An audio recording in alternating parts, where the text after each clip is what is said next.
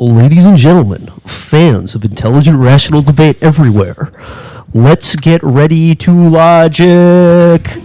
In this corner, weighing in at 110 pounds, fighting out of Toronto, Canada, the master of postmodern destruction, Jordan Peterson. Thank you for having me.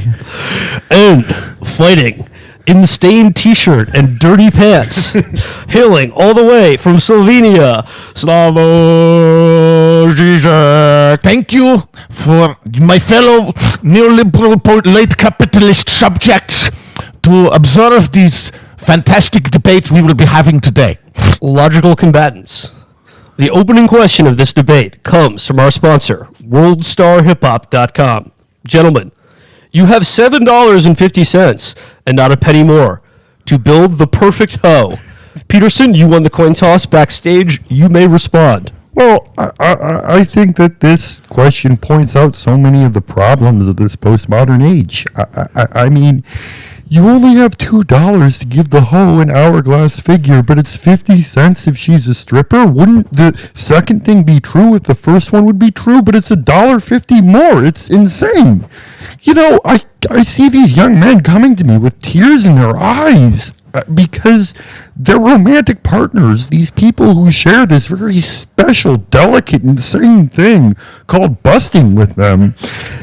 And they go up to them and they say, she was telling people that she was sucking dick while I was playing 2K. And when people said if they thought it was my dick, she said faux. She hit the dab on them. I am so sick of women hitting the dab on young men. They say they have to do it to them. You never have to do it to somebody.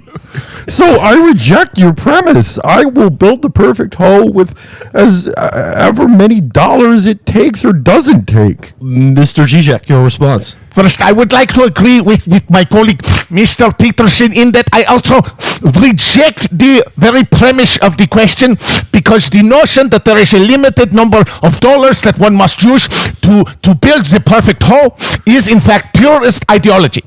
It is the capitalist system telling you that no, you do not deserve the hourglass figure. You do not deserve the stripper woman with her own job who does not have kids. You must choose one small part of this. You must live with less. Well, those in the capitalist overclass are able to have unlimited big booty hoes at their disposal at all times.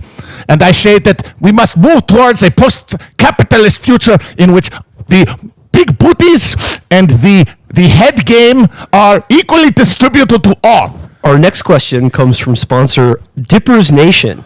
Gentlemen, if you will look to the screen behind you, on the left, you will see a picture of a woman with a gorgeous, large posterior. And on the right, a full can of Copenhagen Rough Cut dip. Gentlemen, what are you going for? Well, you know, I don't think that the makers of this question intended it to be as such, but it's sort of showing the double-edged sword of modern life, you know. The promiscuousness of this postmodern age where you just go from big ass to big ass, busting on the small of the back, creating a little pool of your own bust in the small of their best, like an oasis in the desert of meaninglessness in these young men's lives. But then the other thing you can get is dip. Dip?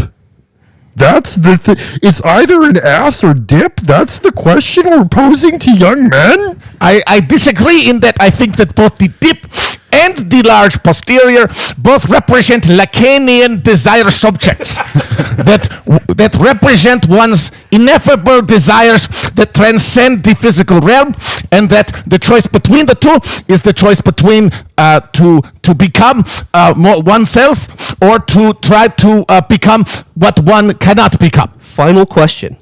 Fellas, you're both home staying at your brother's house for the weekend. You go downstairs in the middle of the night and see his 10 out of 10 smoke show wife bent over the refrigerator pulling out an item from the fridge. She's wearing very little. Fellas, what are you doing? I am confused. I'm upset. I am wondering not only how did she get in here, but how did it get to this point in my life where it's okay for a woman to be naked in my brother's house, even if it's past midnight. You know, it used to be that a woman would wear a house dress and she wouldn't be showing her Fashion Nova thong that she saw on Instagram to buy. That there used to be some sort of dignity of principles. And yes, you know, everyone in this room would pull up behind her and say, "What are you doing with all that?" But that doesn't make it right. I would, of course, politely ask her to step aside, and then I would go to town on the leftover ham from dinner. What have you made of all this? I don't get half the on the one hand, I don't get half the references and the jargon and the accents. On the other hand, I don't understand the other half either. Oh, what a stupid fucking show. This is such a stupid show.